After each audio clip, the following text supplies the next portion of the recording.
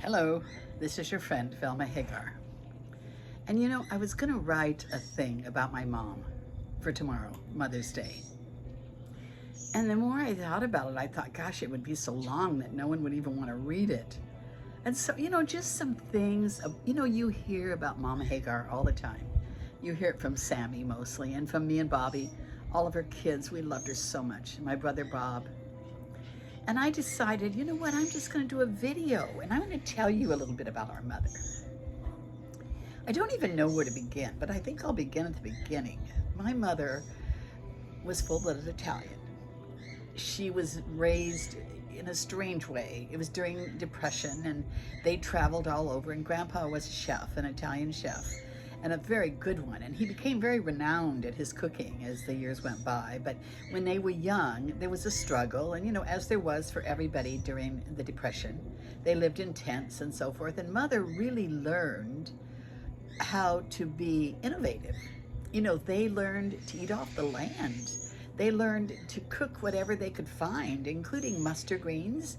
She taught all of us about mustard greens. And if you don't know about them, Sammy said to me the other day, by the way, he said, I tried to cook those mustard greens and they are really bitter and stringy. And he said, how did Mom do that? And I said, well, you have to remember, you see those yellow mustard greens all over California.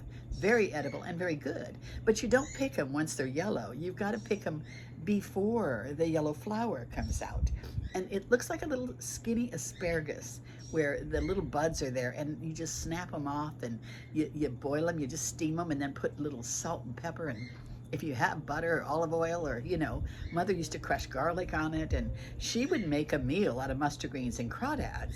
And crawdads we used to get from the crawdad holes. We lived in California. She knew where every crawdad hole was, and she taught us how to catch them. We just took a piece of string with a safety pin on it. We'd drop it in the water, and they'd grab hold, and we would yank them out and put them in a pot. And we would cook that big pot. It'd be a pot, big pot full of crawdads. But you'd boil them to death, and then when they were done, you would take just the tail, and you'd get a little tiny bowl like this out of a great big pot. But between that and the mustard greens, and then she would drop us off at the potato fields that had already been picked, and we would hold our skirts up, Bobby and I, and load up our skirts with potatoes, and if we were lucky, we had potatoes with our meal. But she had a way of figuring it out. She was a fisherman. She loved to fish, and she loved to fish right until her last day that she was alive. She said that fishing was like gambling to her. She loved to gamble too, by the way. She loved the slot machines. But she used to say, I get the same thrill at fishing and gambling. I get that same, you don't know what you're going to catch, So she loved to fish. And then, sometimes we would live at the campgrounds, and she would fish and cook the fish up. And she'd make pan bread. She'd get a thing of flour, and she could make pan bread. And she just knew what to do. My mother just knew what to do. We often lived off the land, even though we lived in Southern California. And my dad would go on a toot, and we would leave him, and we would just sleep in the car. Mother would cook in an open fire by the side of the road. She would take us to a campground and set up a camp. And she was an amazing, amazing mother.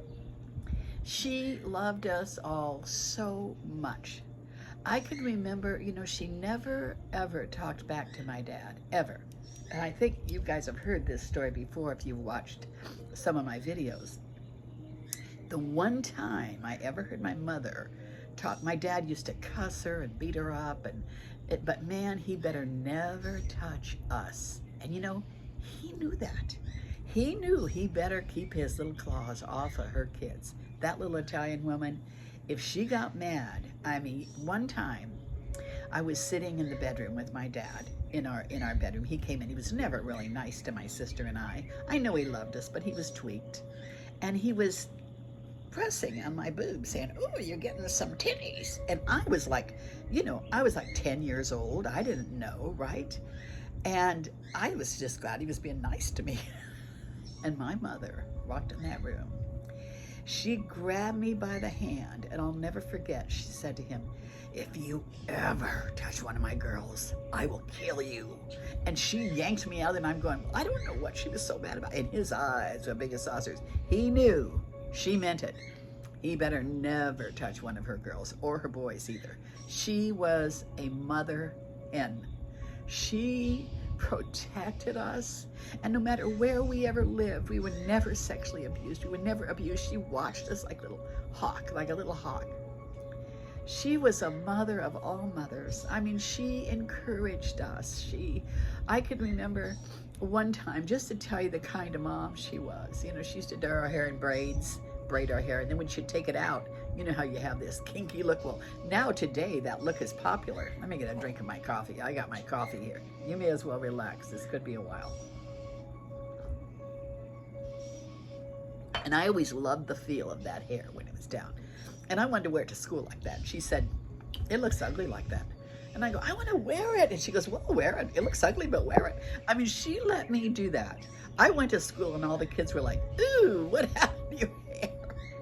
But the thing of it is that Mother let us develop. She let us be who we were. You know, she would never let us fake it or, you know, and I know you've heard this story before, but since I'm talking about my mother, I have to tell it again. After years, we finally got an old car. It was a beat up old car. Didn't have a back seat in it, and I mean, it was just a mess. But Mother had made the back seat into a bed so that we could sleep in it, you know. And so we're driving down Sierra Boulevard in Fontana, and we see some kids we know, Bobby and I. At this time, we're young teenagers. And I ducked in the car. Bobby and I both were ducking. There she is, don't let him see us. And Mother stopped that car, and she yelled out that window, and she said, Bobby and Velma Hagar are in this car. And then she turned around and she said, don't you ever be ashamed of what we have. We are so lucky to have this car. And you know, today I want to tell you, oh, Mama, you were so right. We were ashamed of what we had waited so long to get, and that was a car. It was a junker, but it was a car. She would not allow us to be proud. And oh my God, we were just humiliated. Oh, Mama, you shouldn't have done that. She goes, no, you're never going to be ashamed of what we have. We're so grateful to have this car. And then the other part that I just love, the faith that she gave us. You know, she would always take us over. We lived in Fontana, and we used to go to St. Joseph's Church there, Catholic church. Mother had found the Lord in her own way. Her parents never knew the Lord, but in desperation, she found him, and she counted on him, and she believed in him, and she gave us this little sweet faith. It was a childlike faith. It was a faith that said, everything's going to be okay. God's going to take care of us. I can't tell you how many times she said that to us. And the comfort that that gave us, you know. And she would go to the church, and there would be no one in the church, but she would go in. And in those days, you had to have a kerchief on your head. She'd put a little kerchief on, and she'd tell us to wait outside. And she would go in that church and kneel down, and nothing was in there except her. And she'd come out and she'd say, it's going to be okay now. It's going to be okay. And we were like, oh, great. Everything's going to be okay. I mean, we didn't know where we were going to live. We didn't have any money. We didn't have a car. But it was going to be okay. Her faith is still with me today. I pray my siblings have the comfort that I do with that faith that Mama gave us, because it was so precious. She was my rock. She was all of our rocks. And you know, she had a way of making all of us feel that we were her favorite. I think if you ask any one of the kids, any of the grandkids, they all felt they were their favorite, because she had a way of just making you feel like you were the best, you know. And the last 12 years of her life, I thank God, my brother, Sammy, had bought her a house up here at Ironwood Country Club where I live. And her and I were neighbors for 12 years. And when I was single then, well, Phil and I got married during that time, but I was single when she came. And her and I, we did everything together. I mean, she would get in that car no matter where I went. She was always game to do anything, you know. And she loved and so did I, liverwurst sandwiches. We loved liverwurst sandwiches. So we would go to like Albertsons where they have the bread fresh at 4 o'clock, guaranteed right out of the oven, and we'd get a big Italian loaf of bread. You know, these two Italians in the car. And by this time, she's riding around in a Mercedes with me. She lives at Ironwood Country Club. She's gone from the outhouse to the penthouse, in so many words. And so we're in that car. We get in the car, and we go in there. We get a hot loaf of that bread, and we get a big slice of a big thing of liverwurst, and we don't even have a knife, nothing. We just tear it off. We tear the doggone thing off. We open it with our hands, and we push this liverwurst in there, and we sit in the car, Mom and I, and we eat this liverwurst sandwich together, and then we say, this is so good. I mean, the two of us, we were a pair together. And then she loved ice cream. Both of us did. Oh, we'd go to the Dairy Queen, and I would say, I want to visit when I'm eating my Dairy Queen. I don't want to visit. Don't talk to me when we're eating our ice cream. She loved that. And again, we're like, oh, I'm so glad. We called each other Putsy. We were like Putsy. I was Putsy to her. She was Putsy to me. And we had gotten that phrase from Grumpy Old Men. They used to call each other Putsy on that show. So we were always Putsy to one another. And once a month, we would go down to the casino. And in those days, they didn't have a casino here in the desert like they do now. And we would drive to Laughlin, one more swallow here. Love my coffee. So her and I would drive to Laughlin.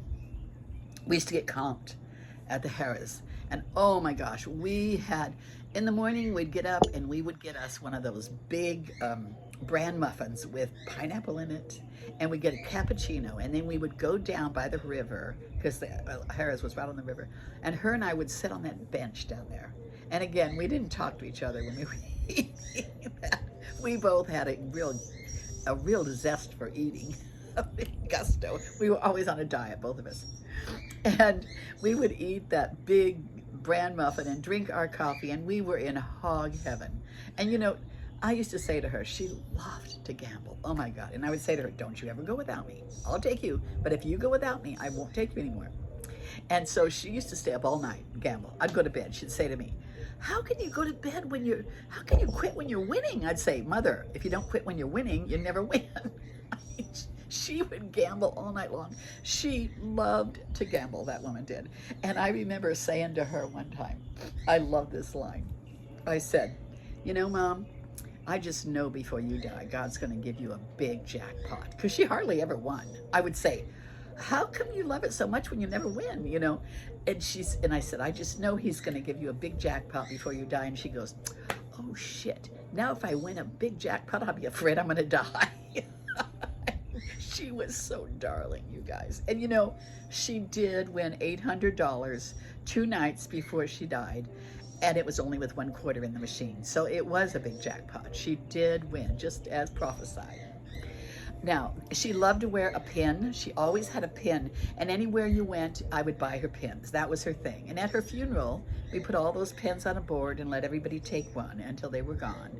She loved to wear pins. One time she came over and said to me, some of the stuff my mother said, I mean, she was a doozy. She came over and she said to me, my girls weighed 10 pounds. I mean, she had great big boobs. She was Italian. She was only 5 foot tall, but big boobs. She goes, my girls weigh 10 pounds. I go, Mother, how do you know that? Because I weighed them. I go, how in the world did you weigh your girls? Well, I put the scale there and I set them on a table and I weighed them. I mean, can you just get a visual of this? This little Italian woman with her girls laying on the table while she's weighing herself. I mean, you guys, this woman was amazing. And she adored her children. And right to the end, I used to say, Mom, I don't know how I'll ever make it without you. She'd say, when I'm gone, when I go, you'll be ready. And I'd say, I'm never going to be ready. I was a mama's girl from the word go. Let me tell you, from the day I was a little girl, I didn't want anybody. I didn't want my dad. I didn't want my grandparents. I wanted my mama. And I was like that until the day she died. But the beautiful part of it was that my mom died so beautifully. And if you haven't seen my video called The Day Mama Died, watch it. It's so good. And you know, I tell the story about her death. She died so valiantly. I mean, right to the end, that woman did everything she always wanted to do, you know. And one of the things she loved was to cook. And she gave all of her stuff away to us kids. I mean, she would give us anything, but never try to take away her cooking. I mean, that was hers. She cooked right to the end. And the night before she died, she cooked a feast for me and my family, and my friends, and Phil at the time. And she was an amazing cook. And I'm telling you guys, when someone asked the other day, we were playing this game, who's had the biggest impact on you in your life? And I just, my mom. Who else? I only pray that I could be that kind of, leave that kind of legacy for my kids. And those that call me mom, I have a lot of people that call me mom, and I am a surrogate mother. And I just want to be what my mother was. Innovative, fun. She'd make us laugh. Oh my God, her and I would get in that car and we would laugh. We just had a beautiful time. She made everything an adventure. As a child, in looking back, sometimes, you know, every once in a while, like I'm 80, I'll be 82 in October, and every once in a while, I'll just kind of be sitting quiet thinking, and I'll get this nostalgic feeling in my stomach of, even though our life was so messed up, everything about it except her, and I'll get this longing in me that's so deep, it's down in my belly almost, like a longing for her. And on this Mother's Day, if you have your mama, oh, show how much you love her. I know I did with my mom. I had no guilt. When my mom died, there was not an ounce of guilt in me, because I knew I had done everything I knew to do to be a good daughter to my mother. I adored her. I just adored her. And with that said, I crybaby. You're just a crybaby, though. I did love her, though. And you know what? I'm gonna end this with a little poem. It's a short poem. It's my Mother's Day poem. I say it every year. And it surely fits my mother, Gladys Bio. Gladys Bio. You know, her real name was not Gladys, it was Alberta. And as it turns out, my grandpa had a girlfriend named Alberta, and he didn't tell Grandma that when they named her Alberta. When Grandma found out, she would never call her that. And then they finally decided on Gladys, but she became a Gladys. And then she names me Velma Gladys. I say to her, why would you name a little baby girl, a cute little baby girl, Velma Gladys? And she said, because I wanted you to be named after me. I mean, oh, God love her. And I'm so glad I carry that name today. I'm so glad, and I only hope that just a part of who she was is in here. I go by the mirror all the time and I see myself and I go, she ain't dead. That putsy ain't dead. Look at, there you are, Mama, there you are. Because there's a lot of movements and things I see in myself, and thank God. So with that said, here's my little poem. I didn't write it, but I love it. The hardest battle that ever was fought, shall I tell you where and when? On the maps of the world, you will find it not. It was fought by the mothers of men. And with that, I want to bid you all a happy Mother's Day. Be blessed and serve God and get that childlike faith. Give it to all your children. They will carry it with them the rest of their life. I love all of you. Bye.